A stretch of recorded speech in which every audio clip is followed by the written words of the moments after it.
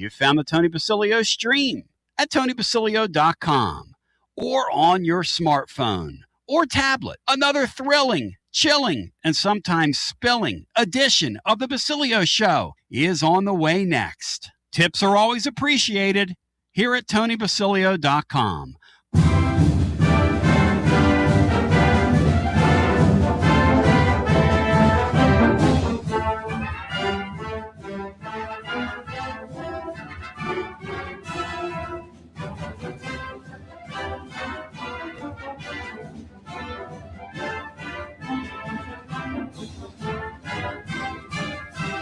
You're listening to FM 105.7 and AM 1340, WKGN Knoxville, and W289CU Knoxville, Fanrun Radio. Seems like the Barry Trotz era is no more. Bino is really fired up. Folks are prepared for that. He's been a lifelong Preds fan since their inception. And Bino, Jeff, Bry, and the world, welcome in. Tony Basilio at your service. Pretty pumped to be with you today. Pretty excited to make your acquaintance. Fired up, focused, and prepared. Let's bring it. Let's bring it today. Hey, listen, I come with a spirit today of appreciation. A spirit of appreciation for this place. A spirit of appreciation for this lovely fan base. A spirit of appreciation for the basketball team over the weekend, who represented us well. A spirit of appreciation for Stephen Pearl. A spirit of appreciation for getting a chance to do the Garza Law fifth quarter fan reaction, Tennessee basketball overtime after that game the other day. A spirit of appreciation for Will Heflin, who's going to jump in here and do a post game after Tennessee's first game when they play that tournament. Brian, when is that tournament? Happy Monday to you, Brian. You mean the first game of the season or the first game of the tournament? That deal they're going to in Texas. Yeah, tournament in Texas, not the Crip games. I think it's the second weekend. It's the weekend after Valentine's Day, but I'm not 100% sure. I think it's the second weekend of the season. Yeah. Spirit of appreciation for everybody involved. I just, my heart is full today. I absolutely loved out loud the game Saturday night. And I was talking to Bino about this yesterday, and Bino, you and I were talking, and C sent me a couple photos that he took because he couldn't believe it himself from his seats in the lanyard with his lanyard on. Danny and the Lanyards. That ought to be sounds like a 60s group. Danny and the Lanyards. Well, there had to have been 17 or 18,000 people in that place. Now, look, I live in a part of the county, and we're all different, but I live in the part of the county here where I can't get off my hill. Like outside of our house right now, I'll paint a picture for you. There are 3 cars that tried to get up our hill, and they're parked like 1, 2, 3 right near our driveway. And one young girl that lives up the hill had to have her dad come get her in his truck with the chains, and so it's just we're easy does it here. But for there to be that many people at that game the other night, first of all, that would have been a good crowd with no snow on the ground, because it was literally 8 degrees when the game ended and the wind was blowing outside. I mean, the inclement weather aside. And did somebody mention Kristen Clement, the ace? That's not her name anymore, but she's over there at Bradley's. And I'm talking about my friends at Bradley's, ladies and gentlemen. Bradley's in the Basilio Show, a Knoxville tradition on February 13 and 14. Bradley's, they're Bradley's chocolate all those years. Now they're Bradley's Gift and Home. Yeah, So many wonderful gifts and ideas for you for Valentine's Day. Check out their website, shopbradleys.com. But my heart is full today. I love that game Saturday night. I love Jacoby Gillespie. By the way, I was supposed to be at the tip-off club today. Jacoby's got practice now, so he can't be there because school's gone online because the parking is a mess over at UT still. And so, it is what it is. So you got me today, unfortunately. You were going to get Bino and Bry for 2 solid hours, but you got me. It is. And our friends in West Tennessee, like I was talking to Lambrito yesterday, his mom he finally went and got her. They haven't had power, Bino, at his mom's place for like 12 days now. Can you imagine? I cannot, Tony. I cannot. Can you imagine? There are people in the mid-state. It's like the Hunger Games down there. I mean, what are we doing? But I come here today with a spirit of real appreciation for what we saw from our basketball Vols. And then, conversely, and Brad, I'd like you to elaborate on this, but what we saw from the Lady Vols yesterday. I watched a Lady Vols game, stuck inside. And I was really proud of their effort. Now, they got absolutely obliterated, as Philly likes to say, in the second half. But they played that team toe-to-toe, nose-to-nose, wall-to-wall, till they didn't in the second half. But Bino, Jeff, I thought that was a wonderful, great college basketball game the other night. And I came in totally ready and I want to start here, Beanstar. I came in here totally ready this week to crack on Stephen Pearl after that game, and I felt a sense of appreciation for him Saturday. Well, I don't know what came over me. I thought his team was really well coached, and I thought he did a nice job, Bino. And I thought he was respectable and respectful over there. And I don't know what I'm trying to get at here, but you really made me think Friday. You really made me think Friday, Bino. Well, Tony, I'm probably the guy that had more to do with a lot of the Stephen Pearl bashing with bringing up something that he did before he was old enough to go into a bar. And I've been coming around, Tony, more and more.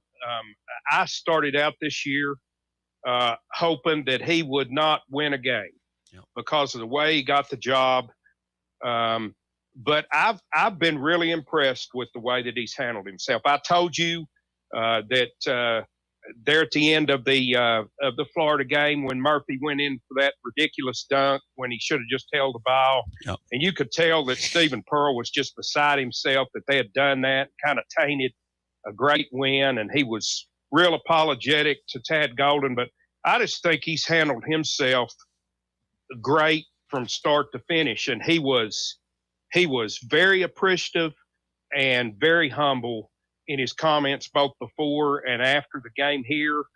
And I just think that we've held the sins of a boy against what's become a man. I was thinking about the things that I didn't like about Stephen Pearl. Yep. And I absolutely love Bruce. But most of what I didn't like about Stephen wasn't Stephen's fault. It was Bruce's fault. Stephen was here on scholarship when he probably shouldn't have been playing at this level. That's not Stephen's fault. That's Bruce's fault.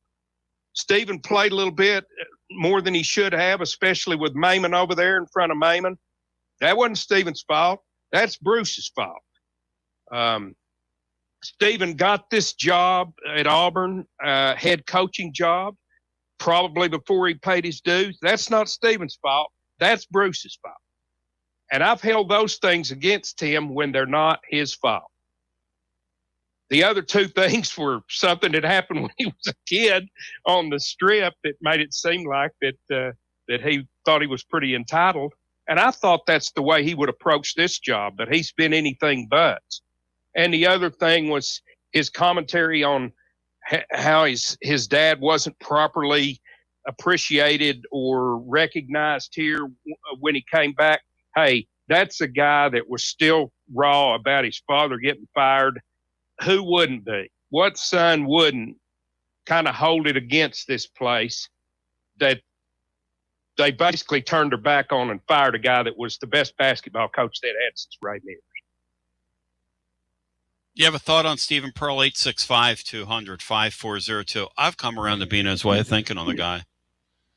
I'm thinking about retiring the Stephen F. and Pearl moniker. Because why hold it against a guy for what he did when he was 18? And why hold it against a guy because he's related? And why hold it against a guy because his dad has a blind spot for him? And the guy's trying. And I thought he coached pretty good. I thought his team played really hard Saturday night. And I thought he coached pretty well. So now, did everything they do was perfect? No, not really. But it's college basketball. He's getting a pretty good deal out of a roster that's probably punching above their weight right about now. So just want to get that out there. And then I want to talk about us. But before we do that, Brian, I mentioned my appreciation for the Lady Vols yesterday. And I'm going to read Aubrey and Adam says the following. Hang the banner, Tony. We played the UConn women to a tie at the half and still didn't cover a 29.5-point spread. That's pathetic. Well, Aubrey, the Lady Vols took a 4-point lead against a team that literally has, I'm going to use the term again, obliterated everybody. Lady Vols were the first team all year to lead in the second quarter against that team. They were the first team all year to even stretch that team out and make them feel uncomfortable. After the first 10 minutes of a basketball game, they got down like 13-5 early. I watched the whole game. They got down 13-5. It could have folded. They could have gotten beat 50 yesterday if they didn't show some resolve, and that's all I'm saying. Now, I don't know what to think about Kim Caldwell because I don't know that you can play the way they play and beat teams that matter in that deal. So I don't know what we're trying to do with the program because we've got a top 5 payroll in the deal, which is true. They spent a lot of money on it. And I don't know that they're getting the results they paid for. I guess that's for Danny White and people that buy the tickets to decide, but I'm just talking about the kids. The kids themselves yesterday, I thought, just kind of ran out of gas. I mean, they couldn't make a shot in the third quarter, and you play a team like that, and you can't match them win for win, and they make those adjustments on you in the second half, they're going to blow you out. That's just the way it is. Brian Hartman, your thought on what we witnessed from the Lady Vols yesterday? Because I think it was a kind of a loss that can give Lady Vols some hope. They could play with some teams. Yeah, I'm a little bit disappointed that they were tied at half, but yet they couldn't come within 20 at that point. I expected the second half to kind of not go their way, but that is pretty emphatic. Gino sort of showed some respect by keeping his main players in the game most of that time. But they're also a team that can get downhill on you, and they can go on these big runs and jump on you. And now also they can give it up just as easily. They can give up that type of run, especially to good teams like UConn. And as we've seen in most of their losses, when they've lost, they have been pretty much obliterated against pretty good teams. So, yeah, I think the second quarter could give you hope if you're a Lady Vol fan.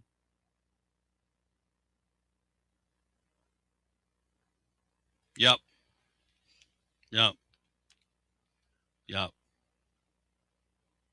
That's how I feel. It doesn't always come out in the wash. Like games can get away from you, which that one did, you know. Games can get away from you, right, Bri? Well, and also you have to keep in mind they had to throw who might have ended up their leading scorer off the team before if they played a game, which they pretty much had to do. So she's the one. Ruby went to town again and again and again. And I don't know if she would have made that much of a difference yesterday, but that's something that they might point back on and say, hey, if the season doesn't quite go the way they want, that might be something that they look at. But she won't use that as an excuse. Hey, Bino, what was the song Ruby went to? What was the old country song about Ruby? Ruby went to town, or Ruby did something. Don't take your love to town. Yeah, she took her love to town and apparently beat up some lady pretty good. Well, I don't know if that's what happened. The story is something in North Knoxville. I don't know.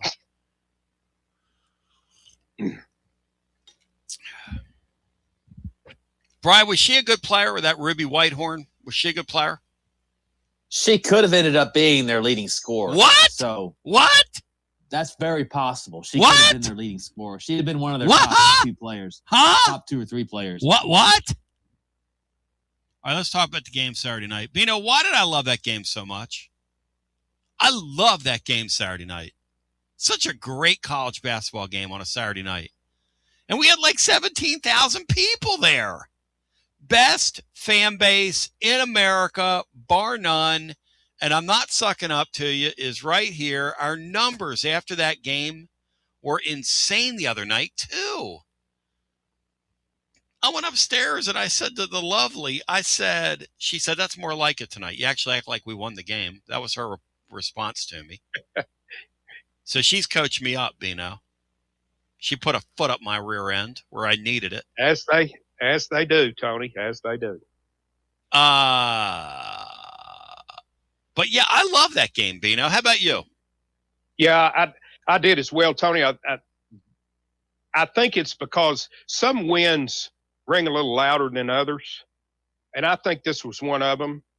It was Stephen Pearl's first trip back to town. People wanted to win that game really badly, and we had to do it, missing a piece of our post rotation. We had to do it despite playing long stretches without the catalyst of this basketball team, which is Jacoby Gillespie.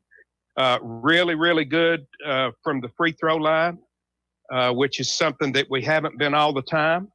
And I think with those things made it, and also the game at one point seemed to be following the exact same pattern of our last home game, which was Kentucky. It looked like a game that there was a possibility we were going to lead the vast majority of the game and maybe not get out of there with a win. This time we were able to finish and spit that bad taste out of our mouth. So I think this was kind of a win and a half to me. Yeah, it felt like it was my favorite game of the year by far. And it was my favorite game of the year because it had a little bit of everything. You had the snow involved in it, which people will never forget. That whole deal. Our neighbors to the north, the Zacks and E-Towns and people like that, and Allen Ward, they got like a foot of snow there. Those people weren't going anywhere. People in Nashville, thank God, it skipped over them and hit us, which thank God that happened for them. They don't need any more snow. They don't need any more of that. And I like it because it's a total team win. Now, again, I was going to do the Q&A thing with Jacoby Gillespie today, sort of facilitate a piece with him today down there. I will say this about him. I've never seen a guy do more things on a high-level player that does more goofy things on a basketball floor than him. Now, it's a small sample size. We've only seen him for a half a year. I didn't really watch him tremendously at Maryland. The things he does really well. For instance, the getting downhill on offense, he drives and finishes around the basket about as well as any guard I've ever seen here in a Tennessee basketball uniform. He has zero fear on the offensive end. His decision-making at times and the things he does, his committing that fourth foul, flying at that shooter, let the guy score. There's 11 and a half minutes left. If you're going to jump at him tepidly. Don't jump into him. And that foul he committed before halftime the other night is just, I don't even know what you call that. But he's a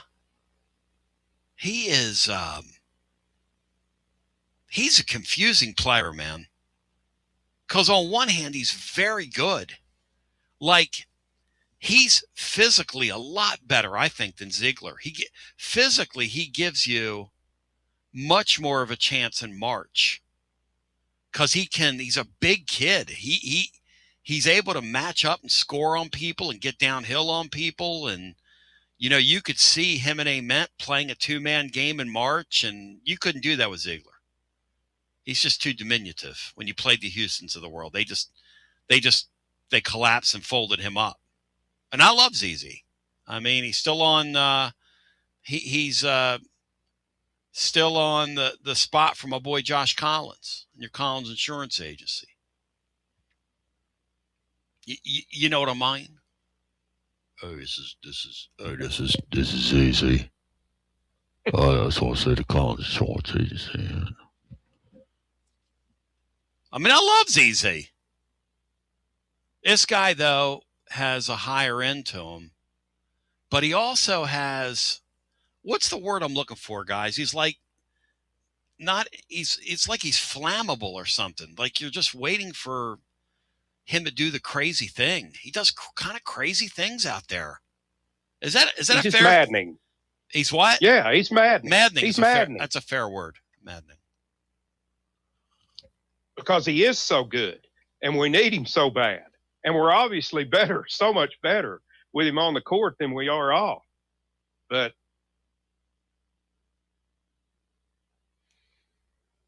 it's wild.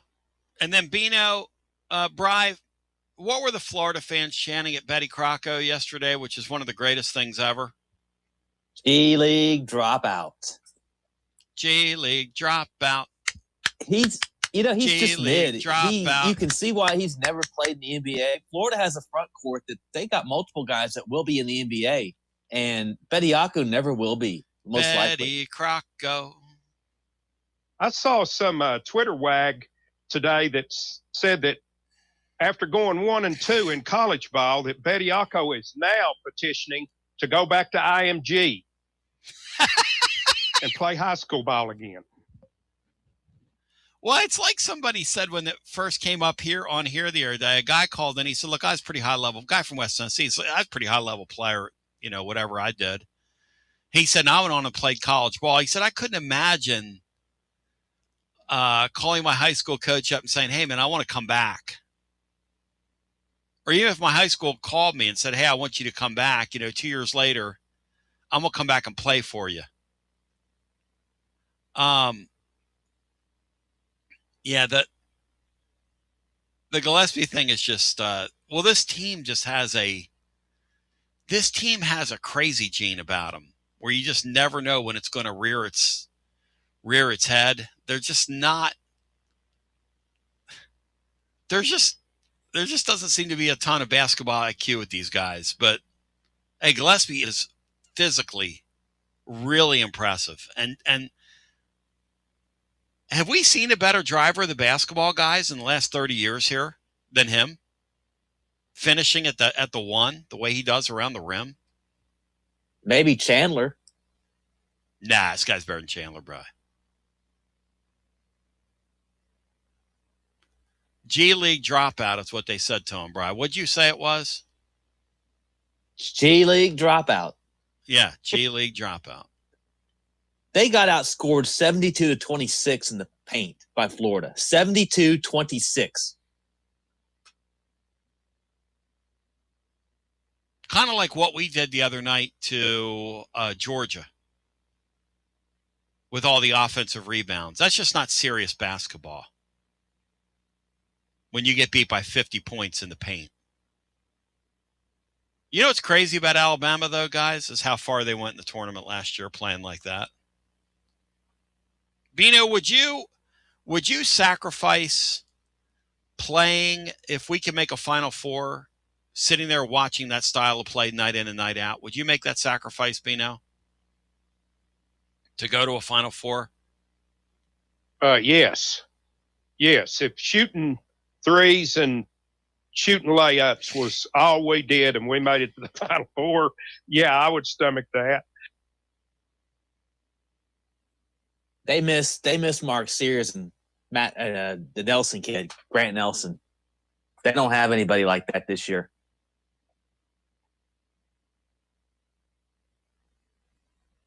Eight 865-200-5402. This is a lot of fun. This is going to be a lot of fun. We have a ton to get to. If you want to get hunting in the mix with us, we'd love to hear from you. I say kudos to both our basketball teams over the weekend. I think our Stephen Pearl deserves a debt of gratitude. Do we retire the effing Pearl? I mean, we're a radio family. We can talk about that. Stephen effing Pearl. Do we retire it? Bino, Bino, where are you leaning? I'm becoming like an old softy over here. You really popped me the other day when you talked about how we're holding against him and how he was a coach's kid. And you talked about your days at Oak Ridge and playing for your uncle. And you can't imagine what it would be like playing with your father. Absolutely not. At a high level Power 5 basketball, in a high level Power 5 basketball program, that would, I can't imagine that. Can't imagine it. 865-200. Again, 865-200-5402. If you want to get in the hunt in the mix with us on this Monday, we come back. It is the season of love, and I love you with a full heart today on your Basilio Show on a Monday.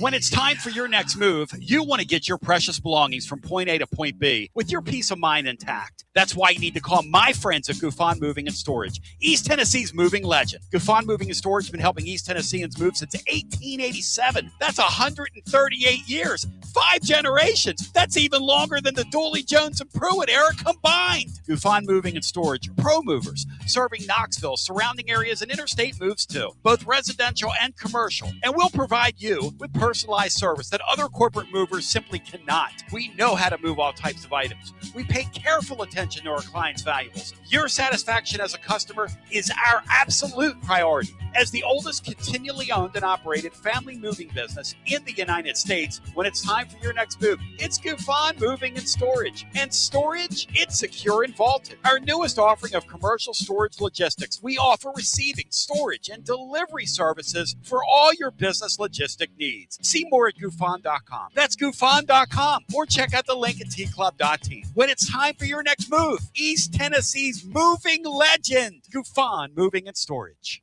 Life never stops moving. And between the 30-minute commutes, daycare pickups, weekly soccer practice, Tuesday night yoga, X number of coffee runs, and that weekend trip to grandma's, you're racking up the miles. What you need is a tire that can keep up. A tire designed for doers. A tire that's going to last. Like the exceptionally long-lasting Michelin Defender tire. With an 80,000-mile warranty and the safety and comfort you expect, you can forget all about the miles ahead and focus on getting to your destination or conquering your to-do list. Fleet Tire, I-275 exit 1B at East Woodland Avenue in Knoxville. That's Fleet Tire, I-275 exit 1B at East Woodland Avenue in Knoxville. Fleet Tire.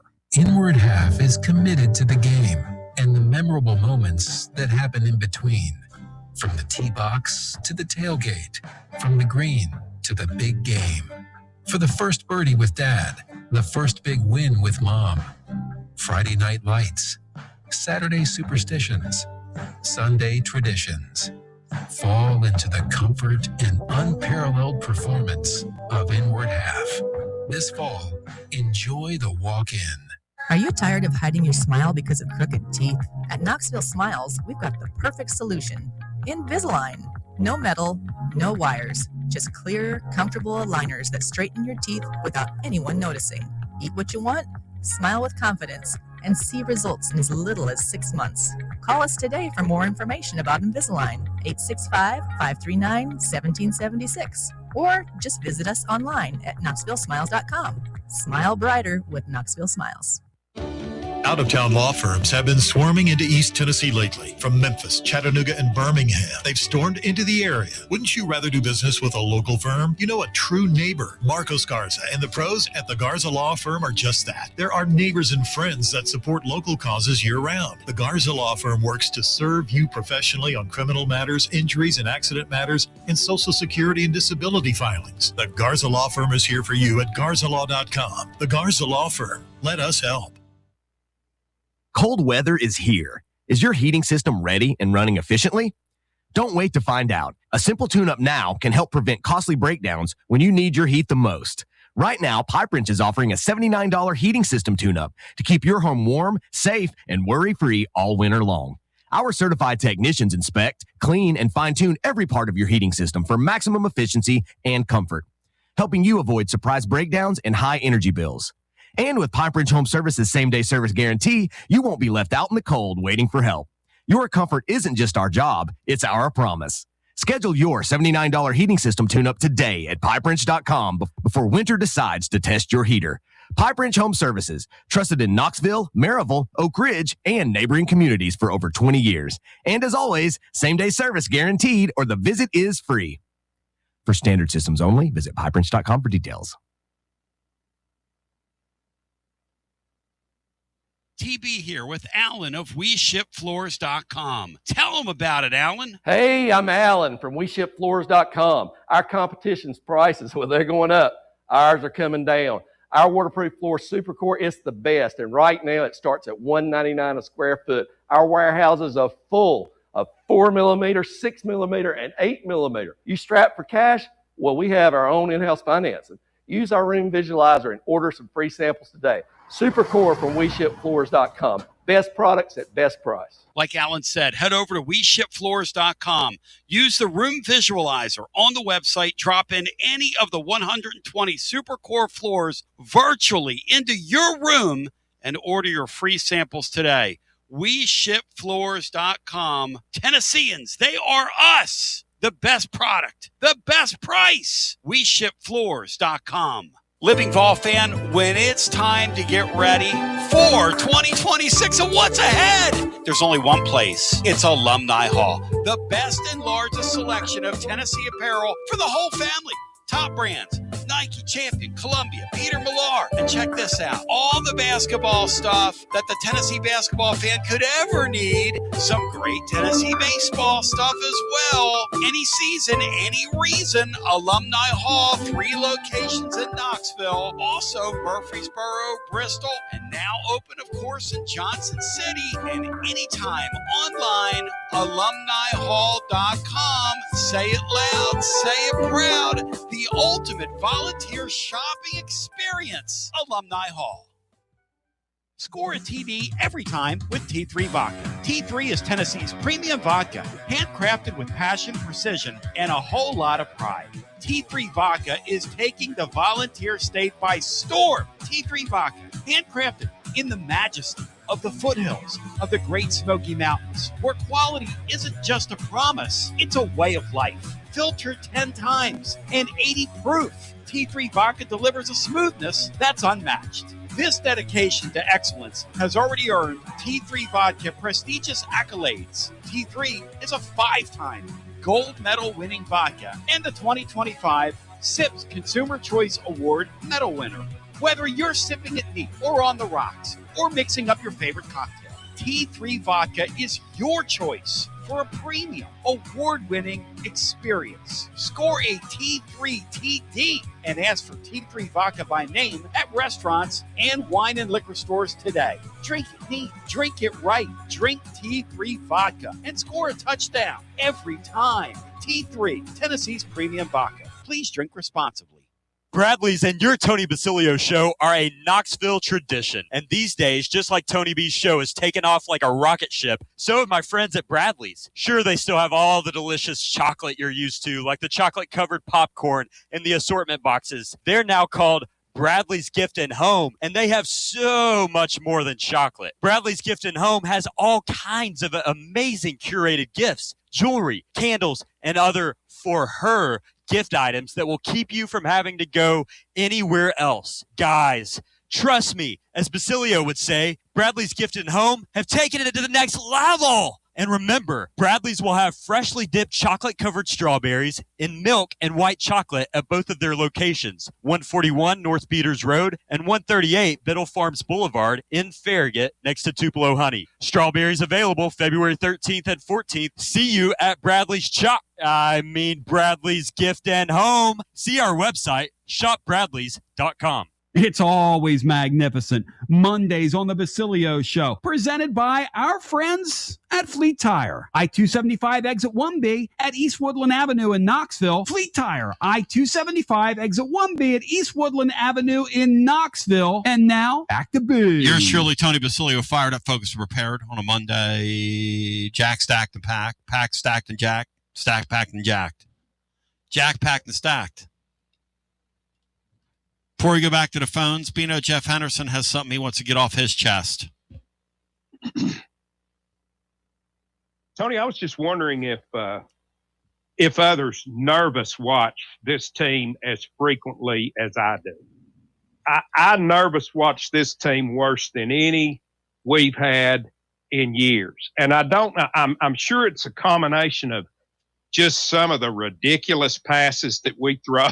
Yes. Like Barnes talks about, the fact that we're not a very good closing unit, that nonsense that we had where we couldn't get the dang ball in bounds for several games. Now they fixed it. Well, they were better the other night, but the poor free throw shooting that just keeps teams in games that we probably should be putting them away. But I'm as thankful as I can be. Tennessee's won 3 games in a row. Yep.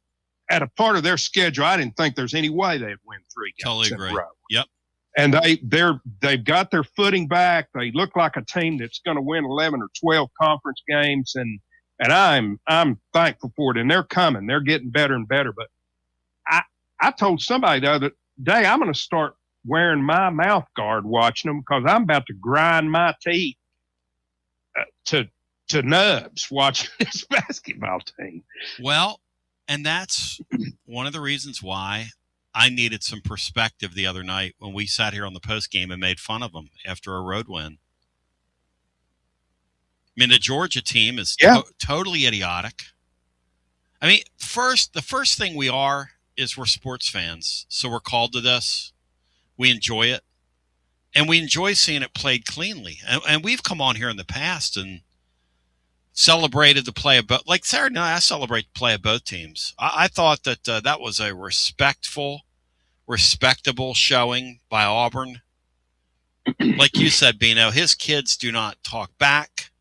They don't act a fool on the court. They behave, in a certain way, which I appreciate. They really pushed the Vols the other night to dig deep. It was a win that was born from the entire roster. So there's a lot to say about it. But man, in the middle of that, you got guys out there found 3-pointers. Oh, you got guys, a Barnes staple that this team has perfected. But you know what? You say it's a Barnes staple. We had a lot of great calls on our Garza Law Tennessee basketball overtime. If you missed that show the other night, I would encourage anybody to go listen to it because there was a lot of great discussion within that program. And the panel brought some interesting inside things up. And I'm working on a few things like this freshman Evans. I think he's going to get an increased role. And I don't think it's going to come where people think it's going to come. I'm going to blog about that tomorrow, but just kind of poking around on the outer edges yesterday. But we'll get into that. But I love that game the other night. I just love that game. And I'm still back to this. We so deserve a Final Four here. So deserve it. So deserve it. And some of you don't understand what I'm talking about. You say, well, why don't you say we deserve a national championship? Why a Final Four? Look, a Final Four in that sport is the line of demarcation between the real and the not so real. That's all.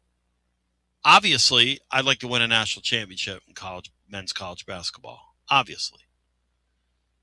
But a Final Four is like, for the initiated, it's a mythical threshold. How would you describe it, Bino? It's like a line of demarcation. I cannot believe that this program's never done it. I just can't believe it. With the resources we have and the fan base we have and the money in the NIL right now, there's no way that continues for 10 more years. There's just no way, right? There's just too much money here. Right? I'll never say no way, Tony, but the Final Four is just basketball holy ground. That's what it is. Yeah. And, you asked me earlier if I would take a different style of play, getting us watch kind of a crazy style of play to get us there. And I certainly would do that. Now, what I wouldn't trade, Tony, I wouldn't trade with a South Carolina who's made a Final Four, but year in, year out, their basketball program sucks. I'm not making that trade. Never, ever. I'd rather us be good every year and never make it than to make it once and suck for the rest of my life. Brian, can I get an amen from you? Yeah, I will say this. I think the Final Four is more of a media creation that was started when they sort of went to a 64-team bracket. Yep. Because I don't think it was one of those things that was that line of demarcation prior to that. Well, the term wasn't coined till like the late 70s or mid 70s. And then it became a thing. Like I remember being in the Philadelphia area when the University of Pennsylvania did it. 1979. And it was crazy there when they did it. People couldn't believe it. They couldn't believe that little Pennsylvania not giving out scholarships made a Final Four. Think about how crazy that is. An Ivy League team has done it since we had Ray Mears. I mean, think about that for a second.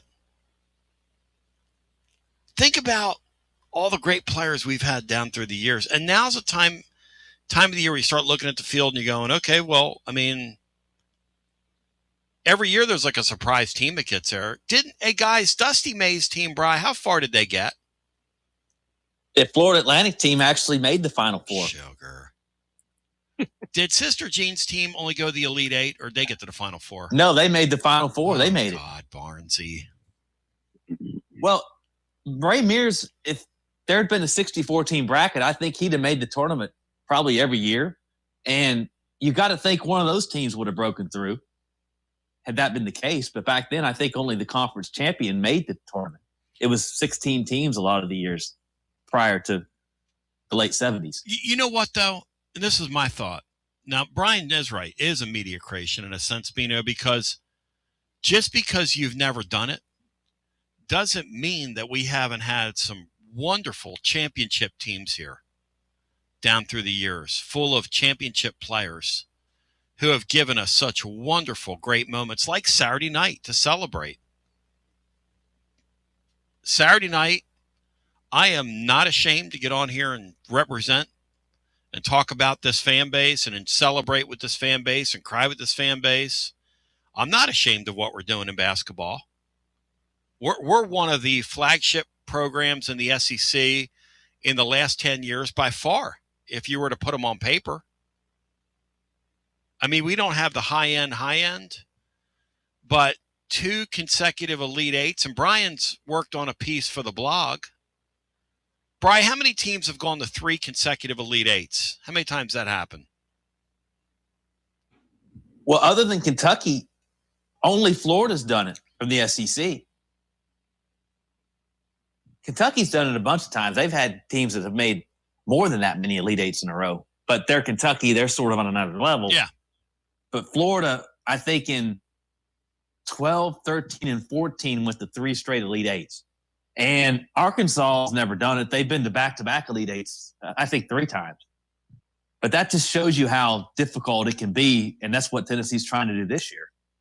And just making back-to-back Elite Eights is kind of rare. I'll tell you this about Rick Barnes that I'll say, because Dane Bradshaw talked about this Saturday night.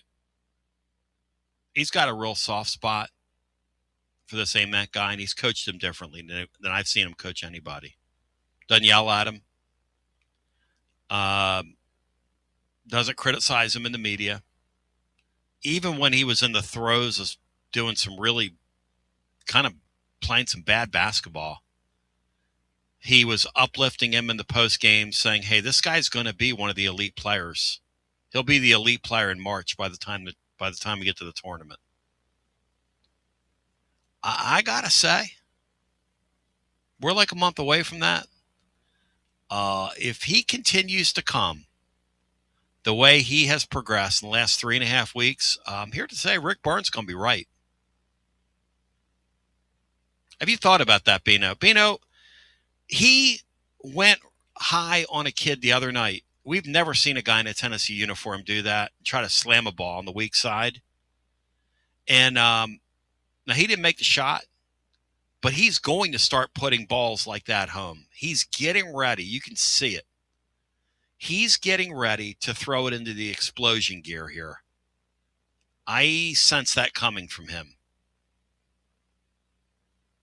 Yeah, Tony, I've seen aggression out of him that I did not think that I would see his entire freshman year.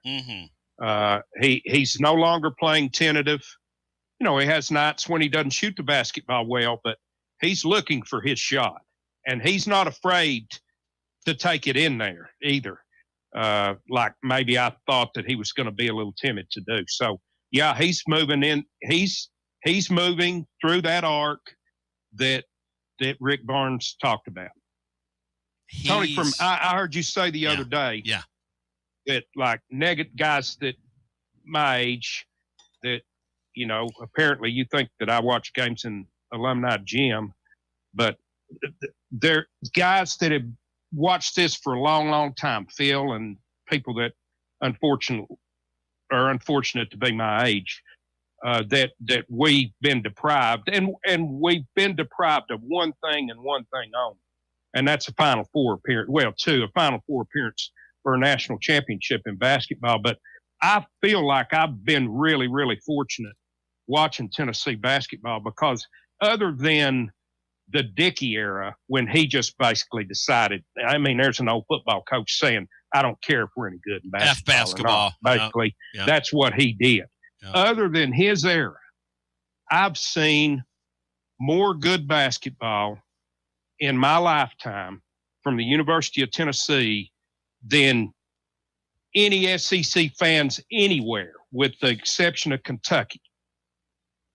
I've seen longer stretches of good basketball than any SEC fan could ask for.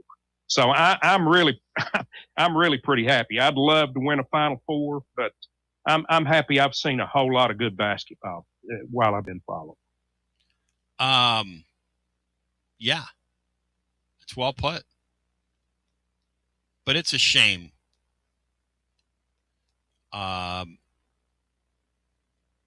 It's a shame that you guys have never seen your team up there. Because I just think that whole week leading up to it would be a real kick here. And it would be a real celebration of who we are. You know? 865-200-5402. If you want to get hunting in the mix, and we'd love to hear from you. This team, in a way, is tantalizingly nuts, like Bino said, but they have a really high end. If this Ament guy continues to play, I mean, you could see this team in March. I'm not going to say this because Matt Dixon needs to close his ears. But by the time March comes around, you could see these guys developing a two-man game that's the envy of the deal. And they could be really underseeded for the talent level if that comes to pass. That's right. That's right. But we'll go to the phones. 865-200-5402. Also, I've got to give away some chocolate-covered strawberries for my friends at Bradley's. Stephen F. and Pearl, do we bury the hatchet on the name? Or Hewitt Pruitt says the following: y'all are getting soft toward Pearl, F and Pearl, because we won the game. Let him beat us a few times to see where you stand. Is that what it is, Bino? No, that's not what it is for me, Tony. I'd begun to soften before we ever played this basketball game. No, that's not what it is for me. John Doe says the following: I just think he's a different guy than I thought he would be. I thought he would be an entitled Richard in that position, and he's not. He's not. Dave, Dave says Gillespie's not as good at Chandler at the rim. JMO. What's JMO mean? JMO. Just my opinion. Oh, thank you, Dave. Dave, you're not a takesman. You don't give your opinion very much, Dave. You're subtle.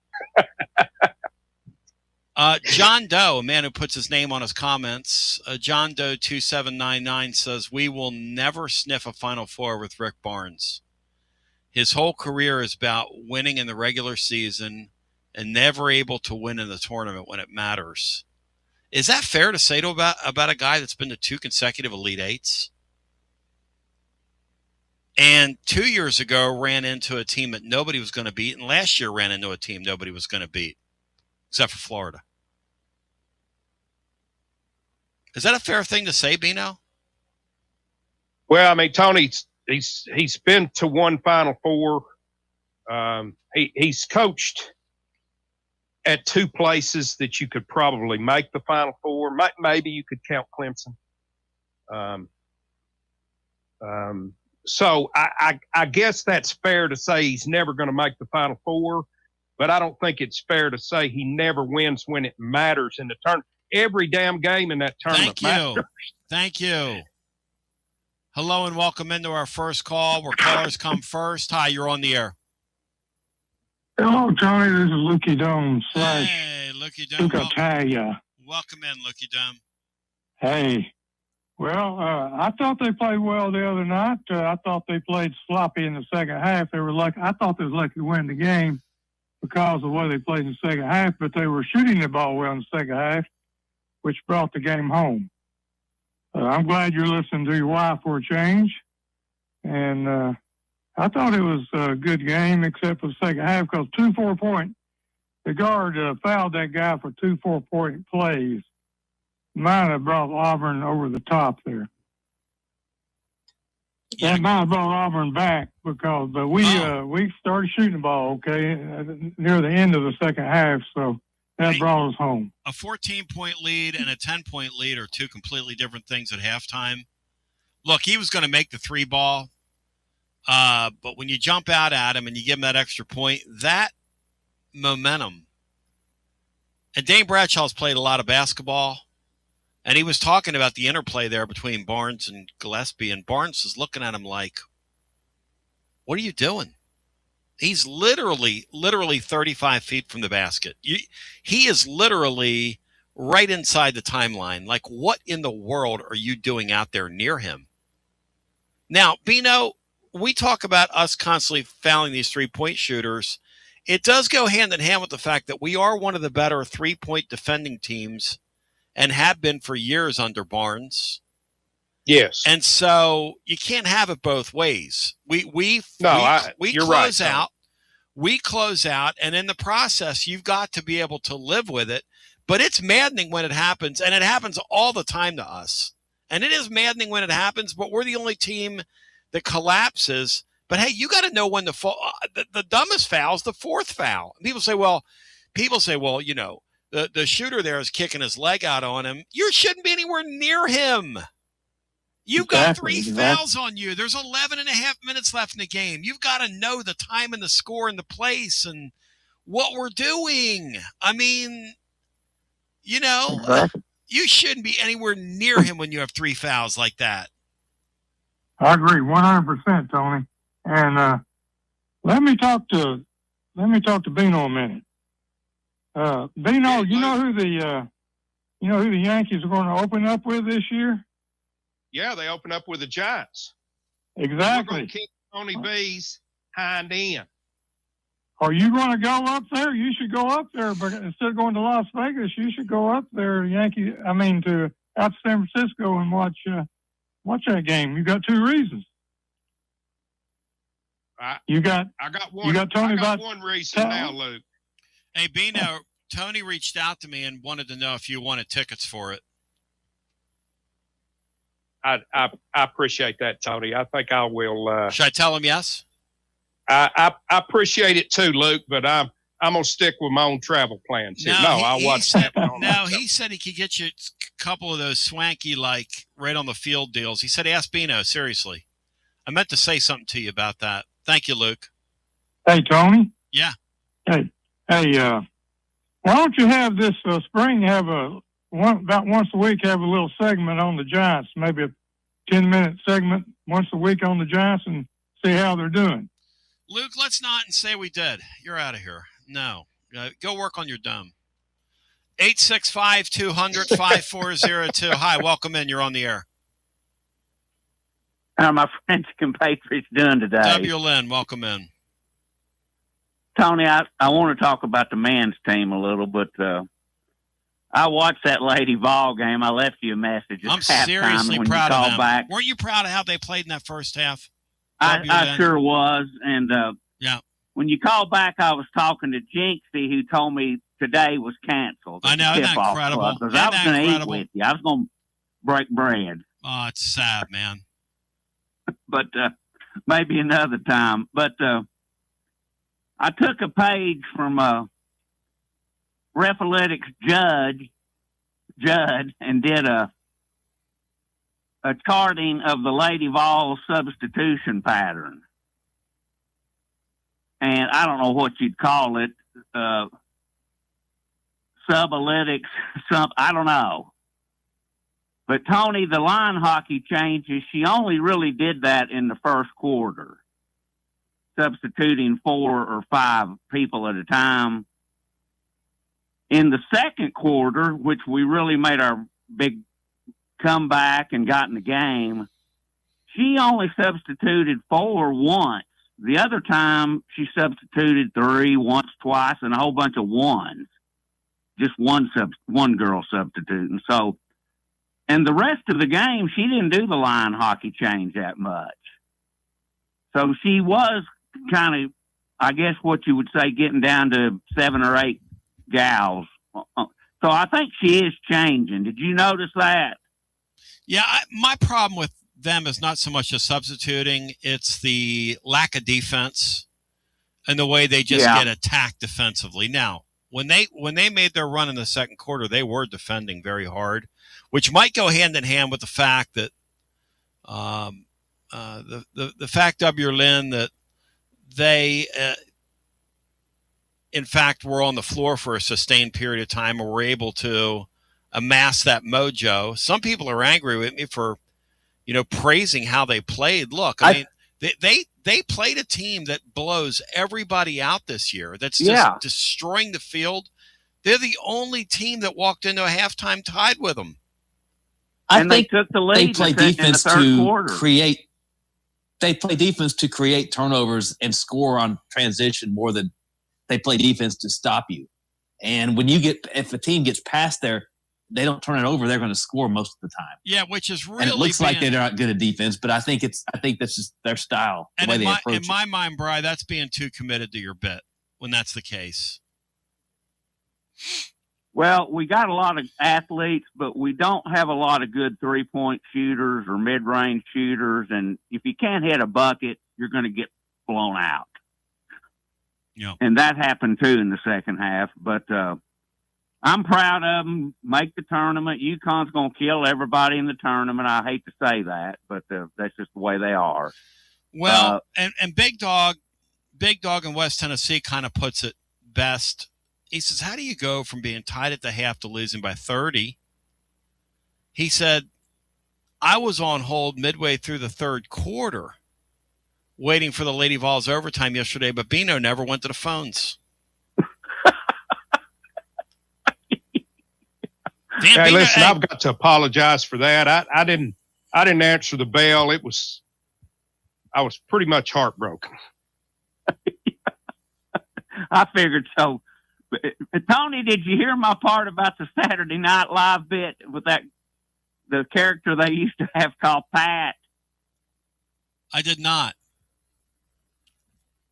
You know the Saturday Night Live character called Pat. Is it a he or is it a she? Yes. Remember that? Yes. UConn had 3 coaches behind Gino, not that lady that's been there for 40 Chris years. Daly.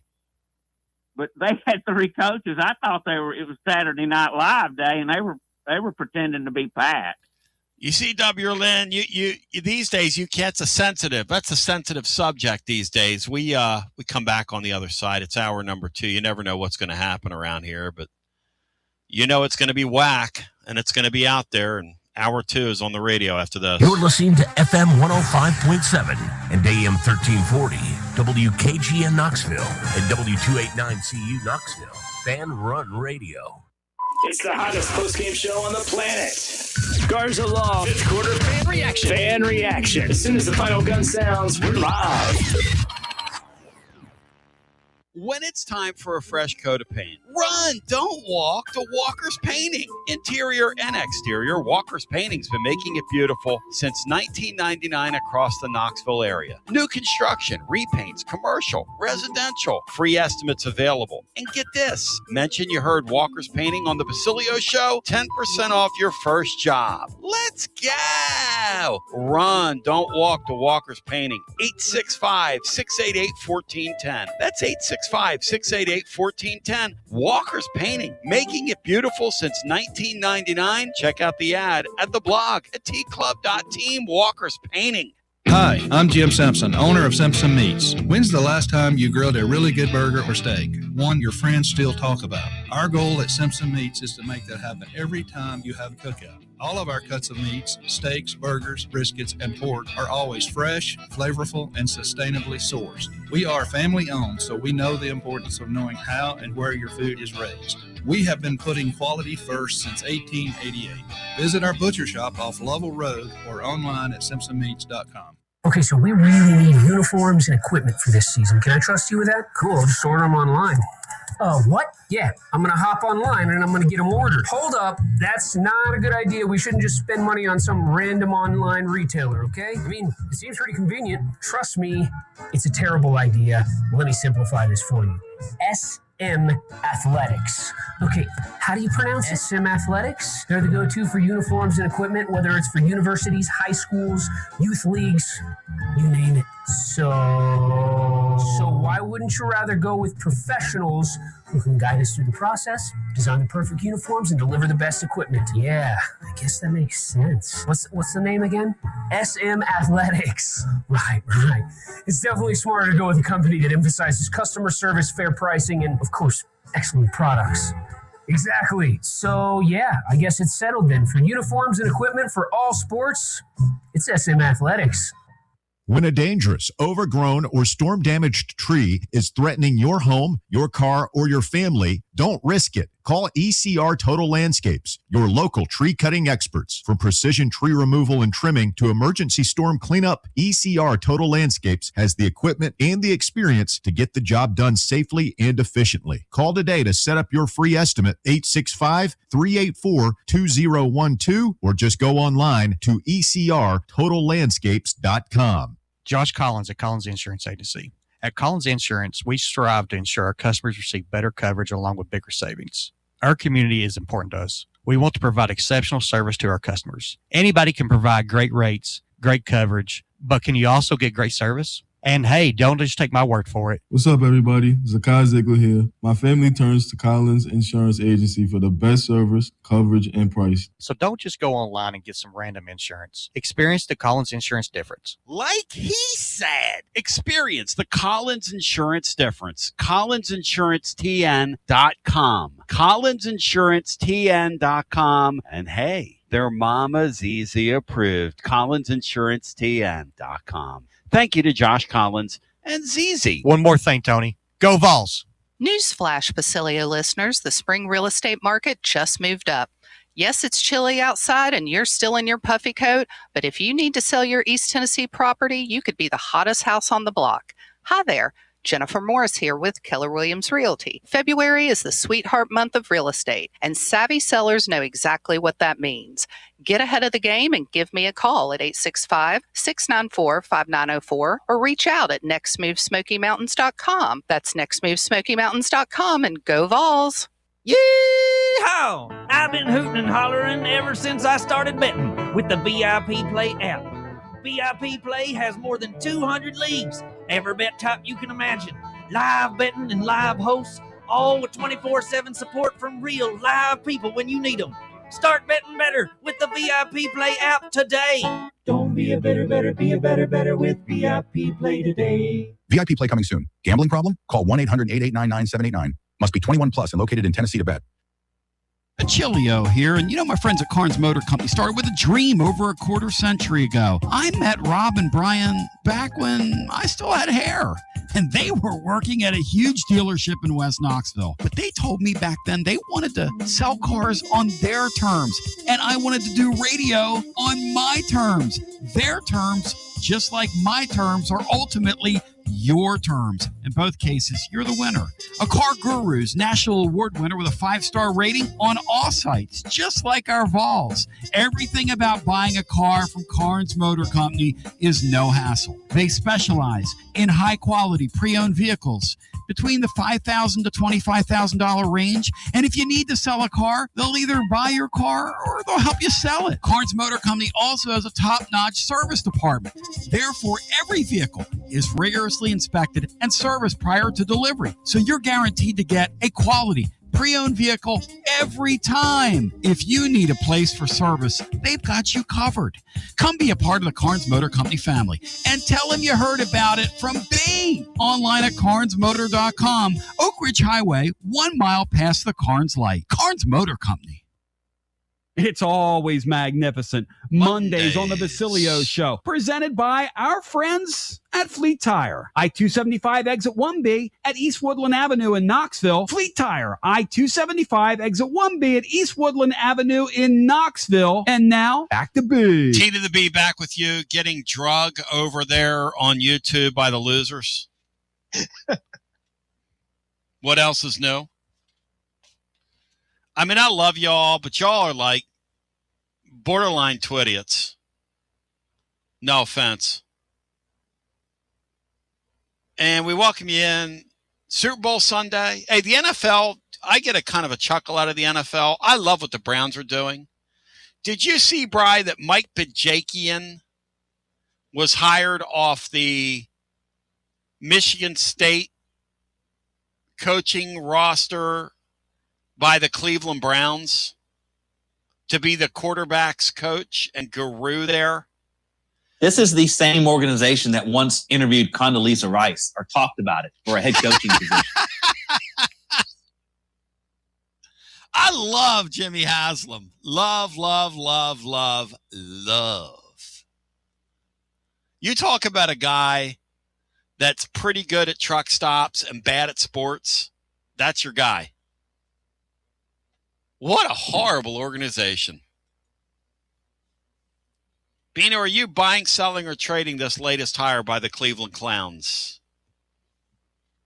I think you always sell, Tony, with that franchise. I got a sale going on all the time, 24/7.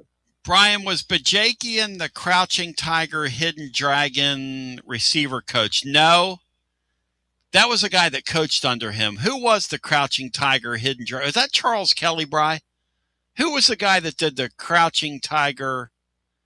There was one of those guys that bowed up on that wear the cleats. That was Kevin Beard, who I think wanted to fight. Is coaching at Miami now. I think. Wow. He's coaching down there. I think Kevin Beard bowed up on our boy who's in our boy who's in with the 49ers. He would wear Ron cleats. Jennings, right? Yeah, he would wear cleats like he was still playing at practice. Jennings basically told him, "You're getting ready to wear an ass weapon if you keep talking to me like that."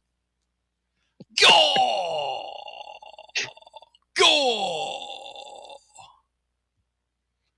Zach Azani, somebody's reminding me. There's a name from the past. All right, so this hour, I got to give some chocolate-covered strawberries away to our friends at Bradley's Gift and Home, a.k.a. Bradley's Chocolate. And old habits die hard. But they've got a new location in beautiful Farragut. And they got 141 North Peters Road, which is a location they've been at for forever. And now they've got another one in Farragut on Biddle Farms Boulevard.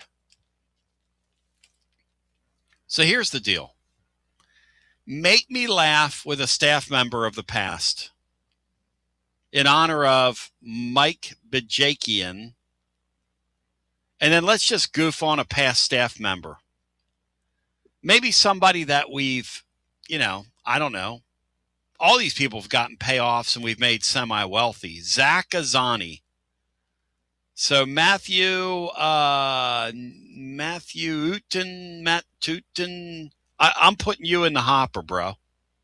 You're first on the mic. Make me laugh with a past football staff or basketball staff member, and let's just laugh about it today. Let's have some fun. Mike Bajakian. How can Jimmy Haslam with a straight face?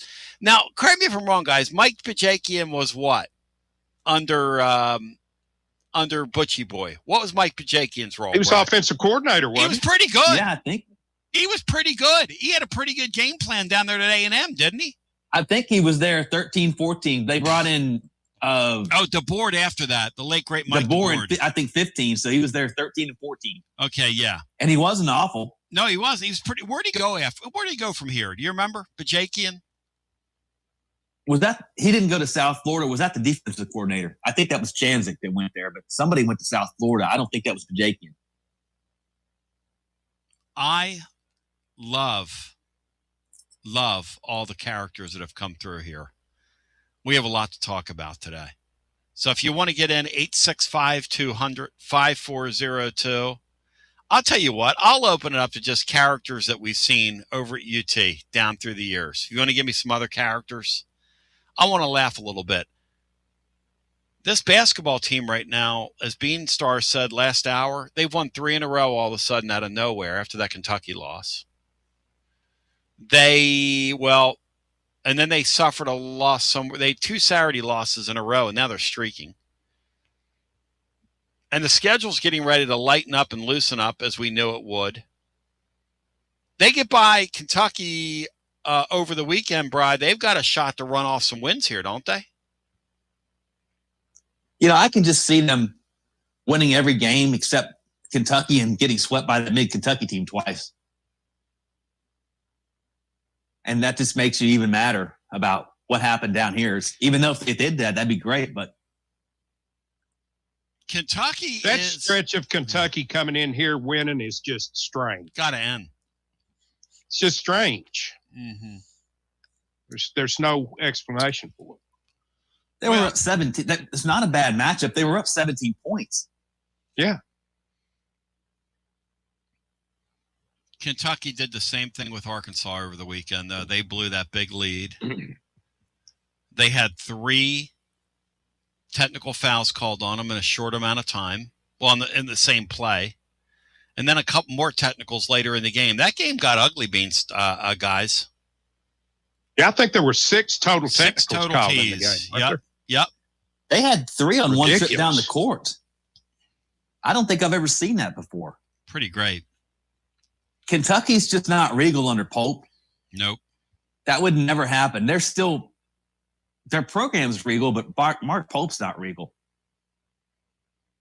Tell you who's Regal guy is Rick Barnes. Rick Barnes gets a Regal whistle. And he got another one Saturday night. Stephen Pearl and a couple of them was like, you got to be kidding me. A couple of the calls that went against Auburn.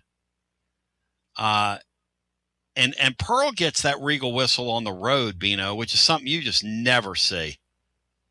Or Barnesy, rather. Barnes gets that. Yeah, no, I think Barnes has got the best whistle of any coach that we've ever had here. Throtaji thinks 13-5 is on the table now. Is that right, Bri? 13-5 from here? If they won all the games they're going to be favored in, they'd be 13-5. And the only two they wouldn't be favored in is at Rupp and at Nashville. Be unbelievable, Andy. This team has a real chance to go 6-3 in the first half of the SEC schedule. Yep. No one would have convinced me that was coming. The day I watched Kentucky come here do what they did. Well, not only that, not only was the Kentucky game, but it was the way we were very fortunate to beat Texas A&M. Yeah, yeah. And then you were staring at going to Alabama. You were staring at going to Georgia, which on its face looks pretty complicated or difficult until you consider that neither program's really like, I just can't believe they went to the Final Four last year at Alabama because it's not serious the way they play. 2 years ago. Or 2 years ago. It's not serious. It's not a serious style of basketball. And the guy at Georgia, I have no idea what the guy at Georgia's doing. This run of teams, the programs that keep making their first Final Four before the Vols do, has got to end.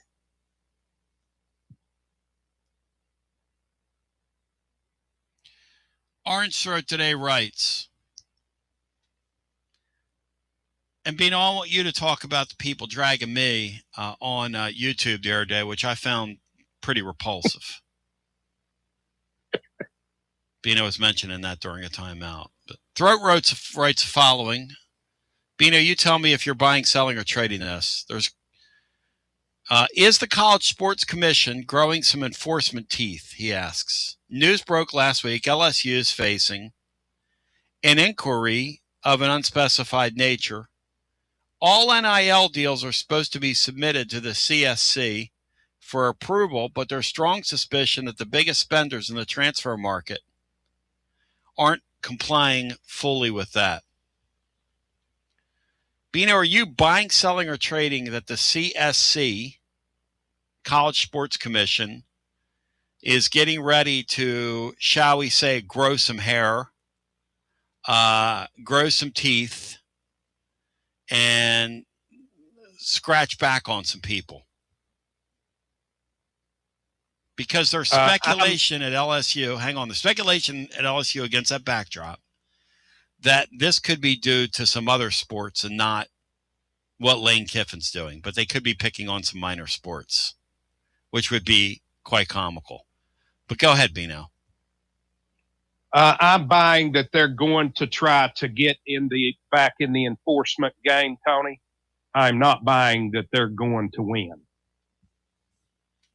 Ultimately, they're going to lose, as you've said, because no one's going to give the money back, and they're going to court to keep it.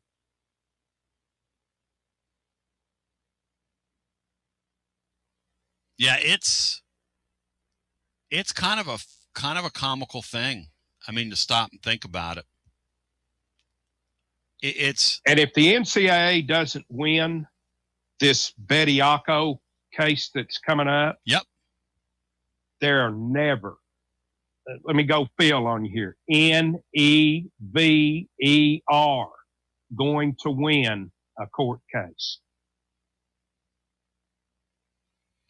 The other thing up for grabs is, do you believe that we should retire the Stephen F. and Pearl name in light of the developments of the weekend?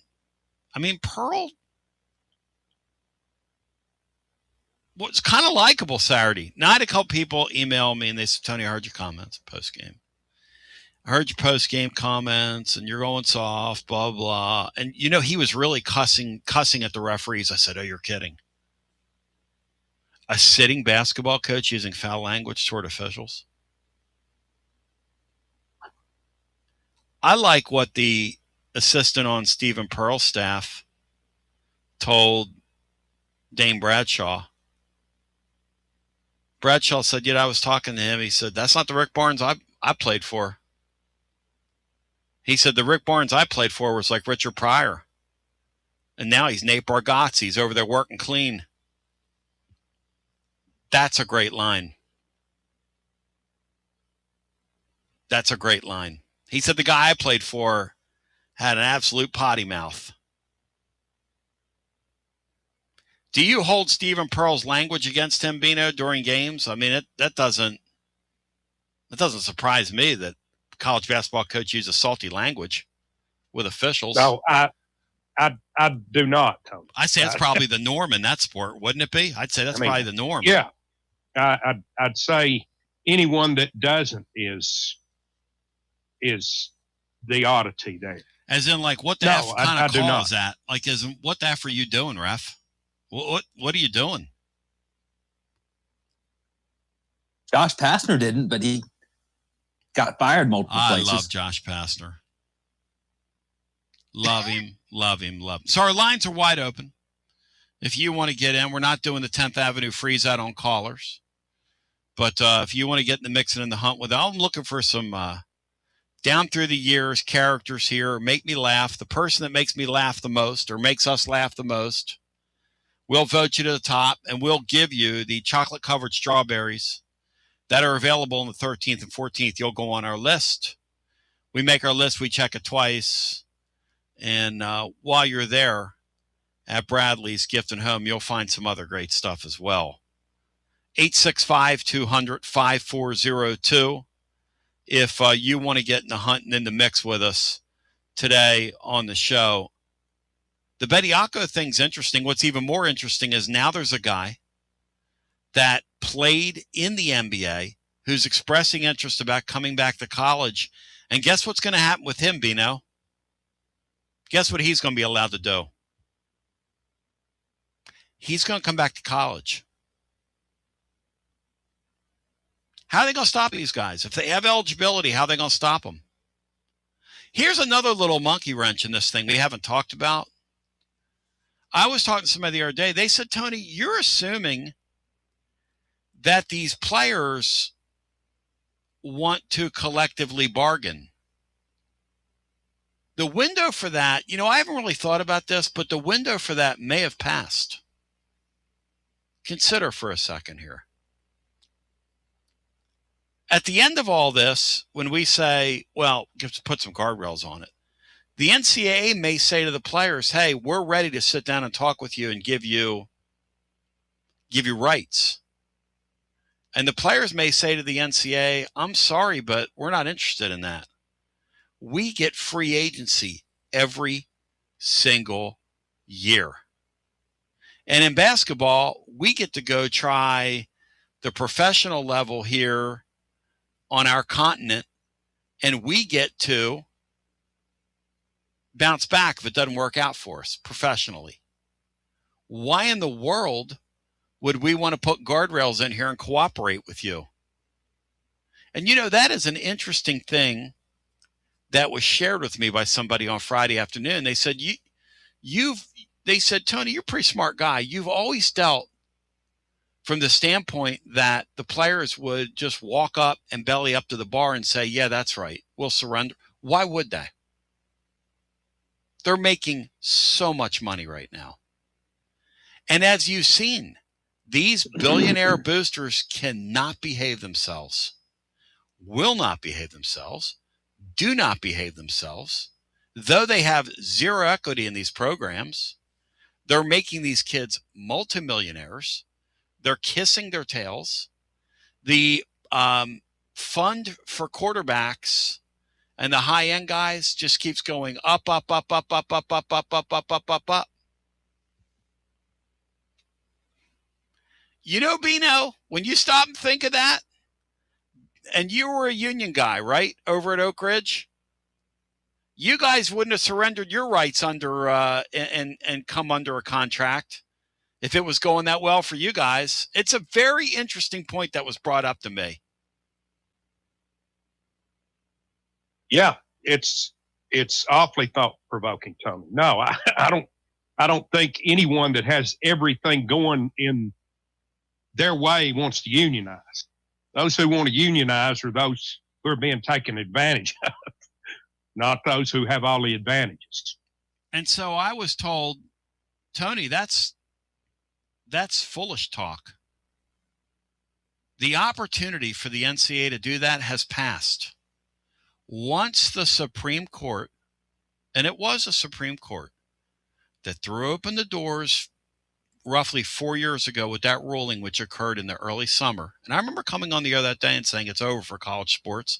I'm not so sure it isn't over for college sports. I'm not so sure we're not stuck with anarchy. I'm not so sure you could sit everybody in a room and say, okay, how are we going to make this work for everybody?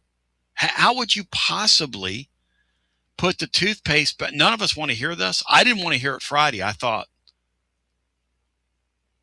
you know, you might be right. And you know what?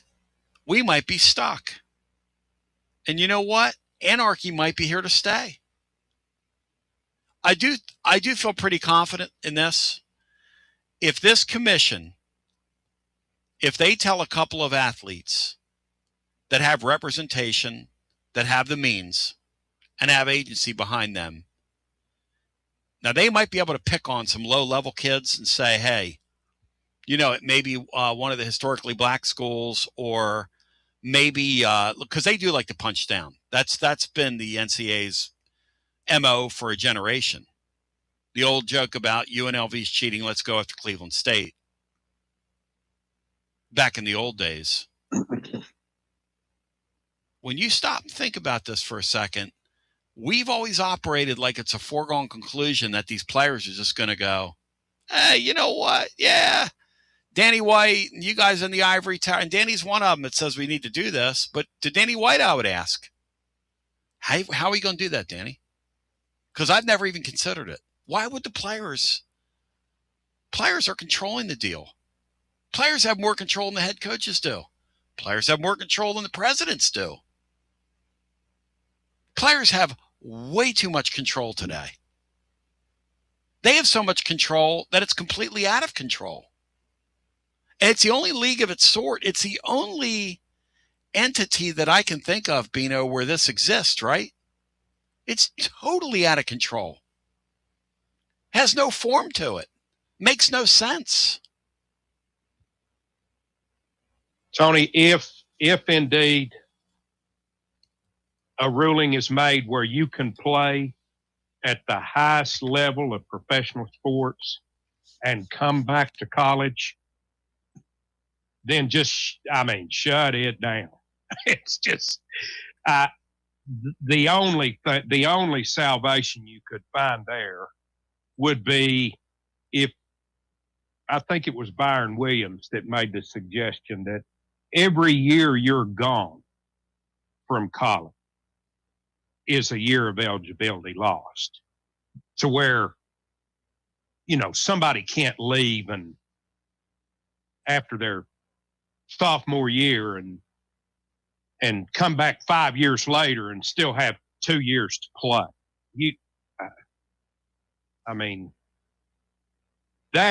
That may be the tipping point for me if that occurs.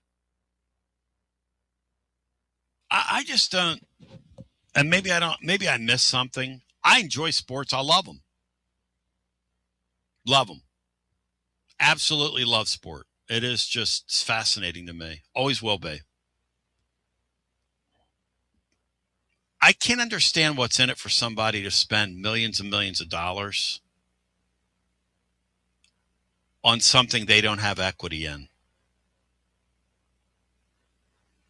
I understand like going and owning like a, John Staley told me one time, you want to make $1 million? I said, yeah, John, tell me how. He said, go own a minor league hockey team and start with 3. He said, you'll make $1 million. And I went, oh, okay. Look, if you want to own a hockey team and, walk around to games and be the owner and lose $1 million because you got the money to lose it, and you got FU money, I get that. Spending $4 million on Nate Ament and writing the check for it, I'm sorry, I don't understand that. How long does this continue? I don't know. I don't understand it. I for the life of me. But let's go to the phones. And I don't know that this ends. After my conversation Friday, I don't know that this ends. And this College Sport Commission thing doesn't have long to live. It just doesn't. There's nothing legal about if they say to somebody, because look, I'm a reseller, okay? I go to, when it's decent outside, a flea market, or go look at somebody's private collection of whatever and say, hey, can I, and Bino knows I kind of deal in junk, and I have a garage full of it to prove it to you. And I also sell online. I like it. It's something I enjoy. It gets me out of this headspace. It's kind of busy work for me. And we ship things all over the world. And it's just another way to just kind of, it's like a hobby, really. I'm not getting rich or anything from it, but I enjoy it. And it just gets me out of it helps me clear my head. We have a saying in the junk game, and Junkman Ike knows this, who's listening to us right now.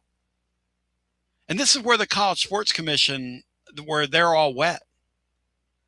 They're going to say, well, you can't pay XYZ for this linebacker because that's not what that linebacker's worth. Who determines that? Who determines that? Who determines what your marketability is? You're only worth, anything in this world is only worth what somebody's willing to pay for it. Oh, I mean, that is a restriction, a free market restriction that the Supreme Court's already spoken about with college sports. All they've done is neatly package it here and made it look like, oh yeah, just so our fans will know, we've got this thing under control. No, they don't. Thrody wrote today that if you want to put a competitive football team on the field, you're spending north of $30 million. Now, somebody tell me, how are you spending north of for a competitive team? How are you spending north of $30 million when you're telling the fan that it's really confusing that you have $21 million in revenue share that you're cutting up for all these sports teams, and football gets 75% of it on most of these SEC campuses?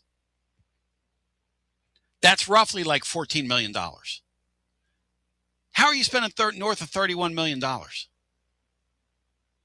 And what commission is going to come to whomever? Like, I find something at a flea market or whatever, okay?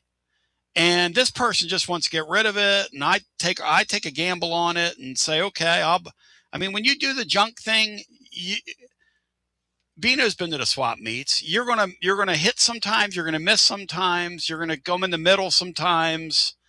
Sometimes, you buy something and you go, what the hell am I doing here? Like when you buy a linebacker that can't play, that's what they're doing. It's like, oh man, we made a mistake here. But something's only worth whatever somebody's willing to pay for. If a booster is willing to give a kid $4 million to come play basketball, who is the College Sports Commission to say that that's not market value? That is absolutely market value.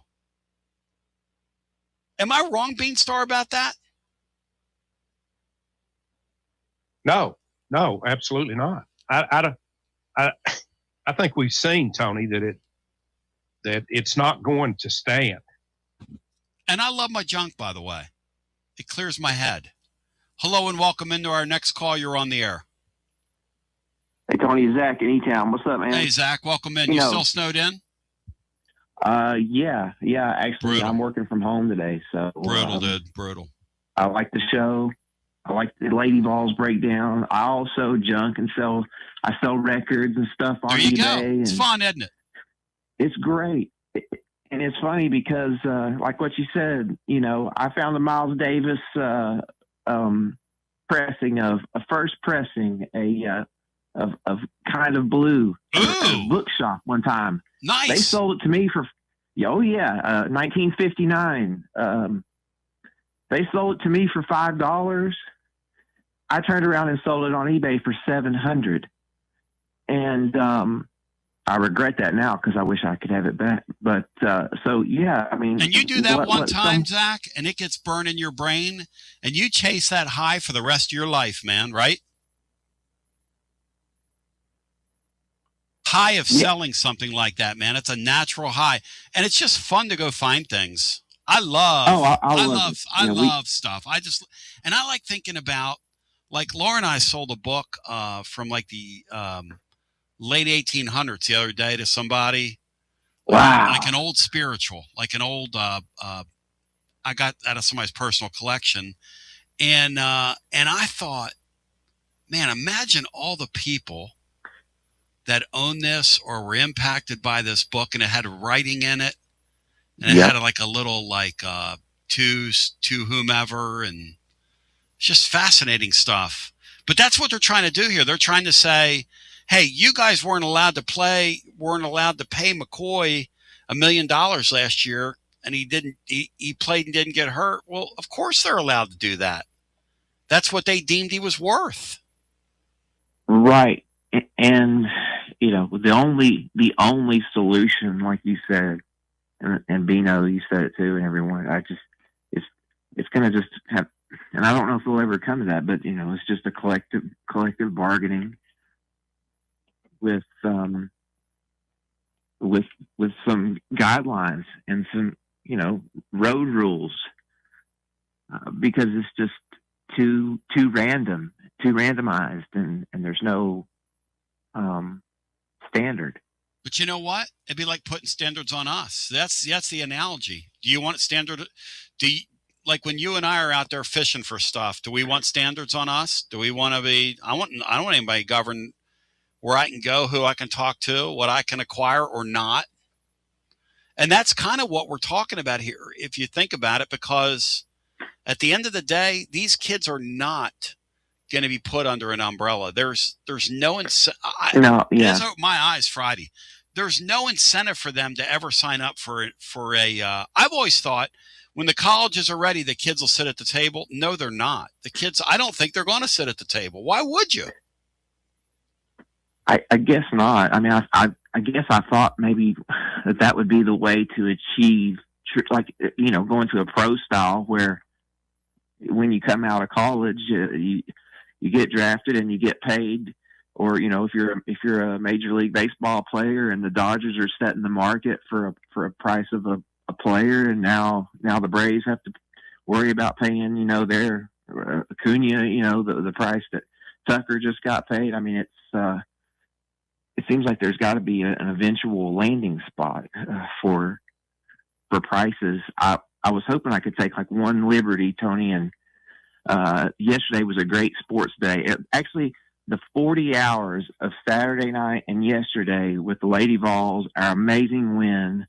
I love that y'all talked about the Lady Vols because there was so much to digest. And then I don't know if you watched, just you can give me like 30 seconds, if you watched that Stadium Series hockey. One of the greatest sports spectacles ever. When those two goalies fought, it's one of the greatest things I've ever seen. Tony, that was like that guy, our goaltender, Vasilevsky, he's been in there since he was 18. You know him because I know you know hockey. That was his first fight. And I don't know, how do those goalies signal to each other to fight? Let's go.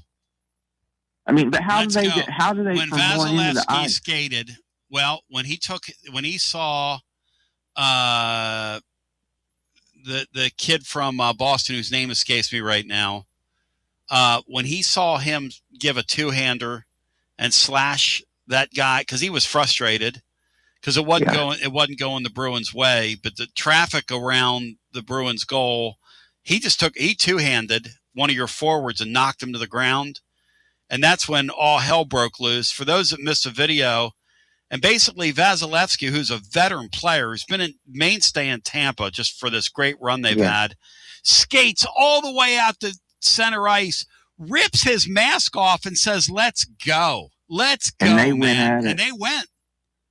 And Vasilevsky, man, he threw this. Swayman is the guy. Yeah, it was Swayman. That's right. Yeah. Swayman, yes. And the Bolts came back from a 5-1. I know they had some power plays, but that was just an amazing. It went from a boring to an amazing hockey game. But I appreciate you for letting me talk about that. I know you love hockey. I wish we could talk about it more, but it was just it was a great spectacle there at the end for the last 30 minutes of that game. And anyway, you guys have a good Monday, and I'll talk to you guys tomorrow. I've often said if the NHL was smart, they would lean into a little bit of the of what made hockey great in the 70s and 80s and let the guys fight a little bit. There's too much stick swinging in the game now because the guys don't fight like they once did. There's too much high sticking and guys using their sticks on each other. By the way, Barry Trotz today fired in Nashville. Barry Trotz, a guy that just could not get a neck up on the competition, Bino. Yeah, Tony, we talked during one of the breaks. Yeah. I think it's probably good to rid yourself of a GM or whatever he was that's name is slang for diarrhea. That's probably not the guy you want to use. At lunchtime, no less. I mean, let's go. It's lunchtime somewhere, Bino. But yeah, Barry the Trotz. If you brought back crazy 70s NHL and put it out there now, it would be one of the biggest sports going. That game I grew up on had so much character. Of course, it was way dangerous. The guys are too big, too fast now. They would concuss each other, but Barry Trotz. Barry Trotz is one of those guys, Bino, and we know him. We've seen him here. Their neck, it looks like when they were assembled, their neck just got fastened and pushed down really hard by God. Yeah, we were talking about Walt No-Neck Williams that used to play with the Chicago White Sox. Yep. It just sits right on your shoulders. Yes. And then there's guys like Manning that has like 3 people's necks. And Manning looks like a giraffe. Yeah. 865-200-5402. The thing that Barry Trotz did, not to bore anybody, but the Preds should have torn their deal down and rebuilt, and they gambled on all these old guys. And in that sport, there's only one way to go, and you got to rip it to the studs. And the Flyers won't do it either, and it's starting to urinate me off. So you got to be honest with what you are in that sport and gamble and get lucky and get a couple superstars so you can build and win a cup. Hello and welcome into our next call. You're on the air. What's up, Tony? Grant in Birmingham. How are you? Hey, Grant, welcome in. Just going to give you a couple thoughts on the crazy coaching characters. You got me to call in. Yeah. Give me a couple. Give me a couple here, Grant. Well, I'll say one thing really quick on the big picture stuff you were talking about. Yeah.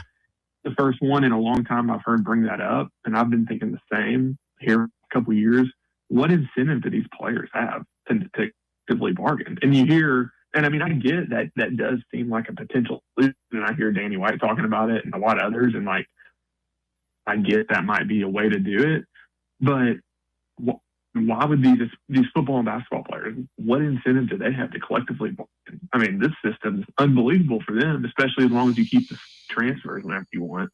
Again, if they could figure out a way to do it, that would be great. But, if you're Nate or his representation, why do you want to cap? You're making $1 million this year. You're making $4 million from Tennessee. Look at the Gillespie kid. I'm not trying to call anybody out. I love Nate Ament. That's just an example. Well, how about this? How about Gillespie? Why? Gillespie's a better example. You go from Belmont to Maryland, who makes you rich, okay? Then you go from Maryland to Tennessee, who makes you more rich. And if he wanted, he could have gotten more money than he got out of us if he would have held us up. He's a great example of of the system. Yeah, or I mean, yeah. And I mean, his quarterbacks right now, Sam Levitt, he's making $6 million at LSU after I don't know what he was. Yeah, a low 4-star kid, I think, from Oregon who went to Arizona State. I mean, again, you can literally pick and choose any of these guys, but like, or even you take your regular interior lineman in the SEC. Yep. Again, I'm not going to pick any individual kid, but we got some okay offensive guards on our team. Not great. Yep. I'm sure, I don't know the number. You could probably figure it out, but I'm sure they're all making, the starters are making almost $1 million, probably between $600,000 and $800,000. That'd be my guess for, again, your lineman. You're telling me that they're going to want to come in here and cap that? Well, again, why would they want to collectively Sam said, I guarantee you get to the bottom 51% of college players to collective bargain for minimums for all players and limit the cap for top players. Sam, I disagree with you. I think it's too good for too many, and I don't know that you could get to 51%. I disagree with that. Yeah, I mean, maybe do the softball players want to do it? And even that, I would say, what's Carolyn Pickens? Oh, they're making big money. No, she's making 50 times what the other players are making. I mean, I don't know what she makes, and I'm sure it's not comparable to Jacoby Gillespie, but like, I'm sure she's making good money to come back and play 4 years at UT. As she should. She's a stud. I'll tell you who's making a killing are these women's basketball players across the board at these high-level Division I programs. They're not going to go for it. No way.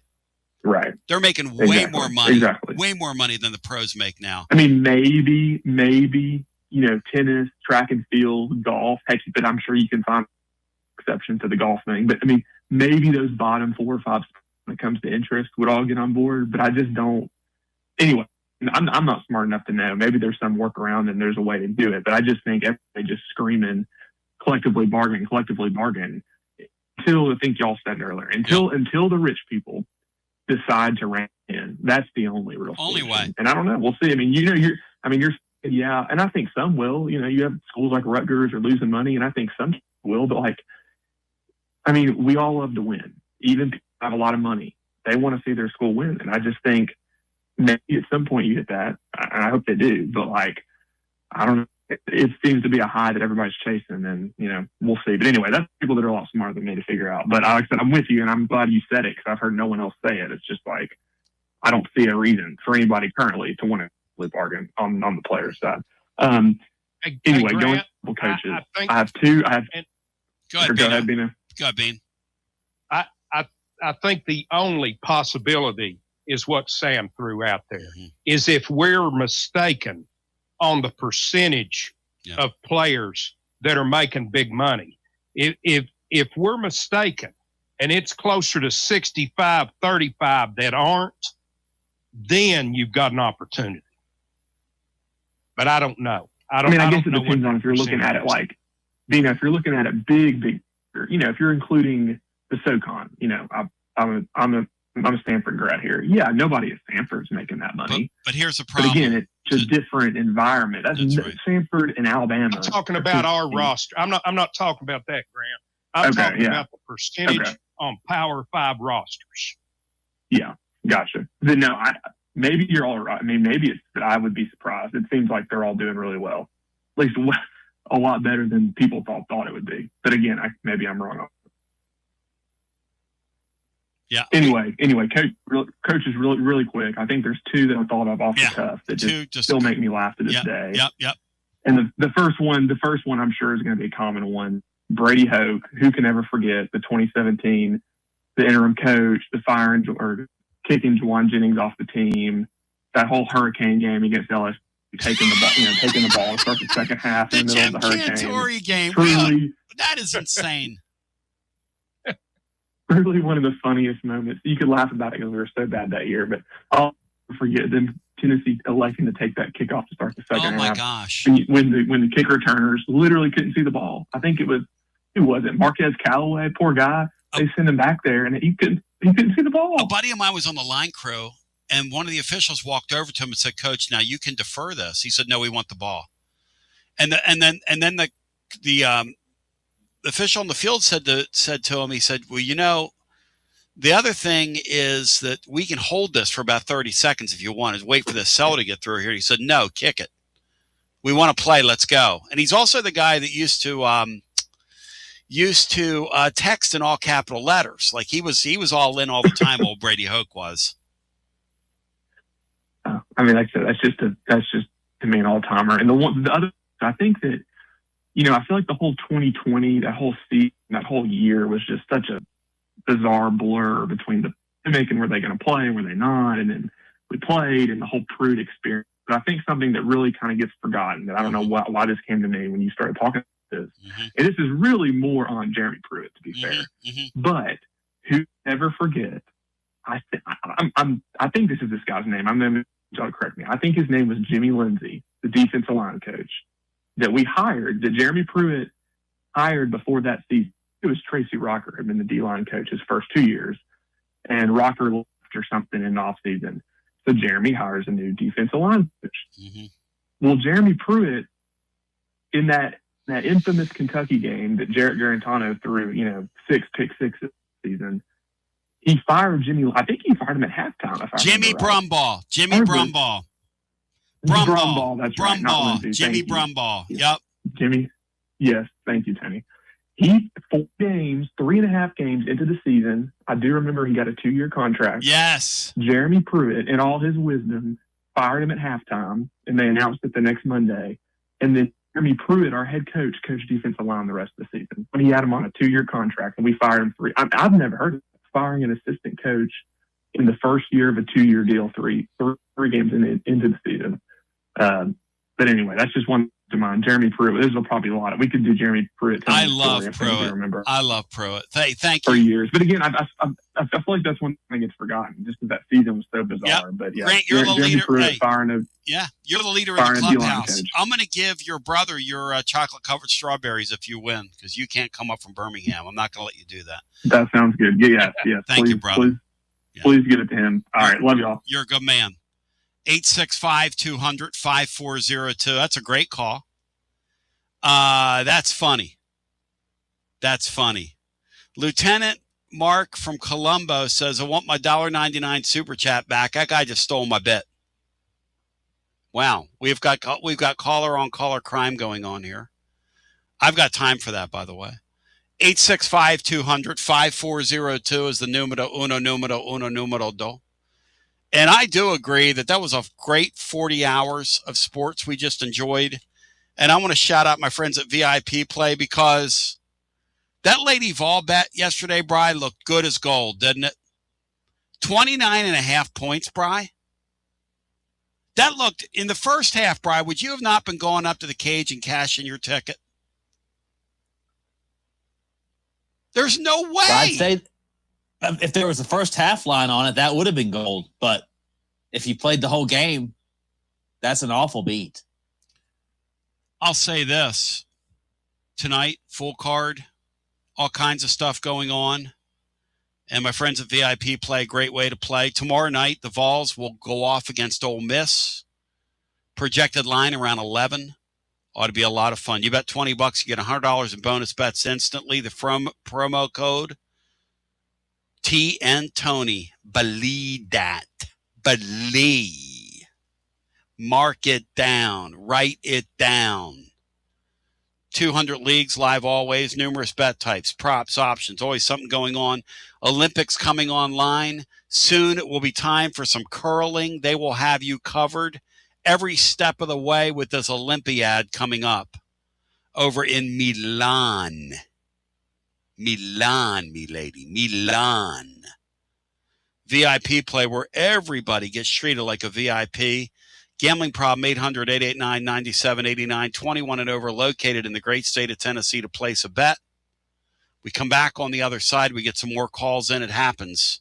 And we will do some overtime as well after this. Are you currently a residential electrician? Would you like more benefits, better pay, more upside? What about a $3,000 signing bonus?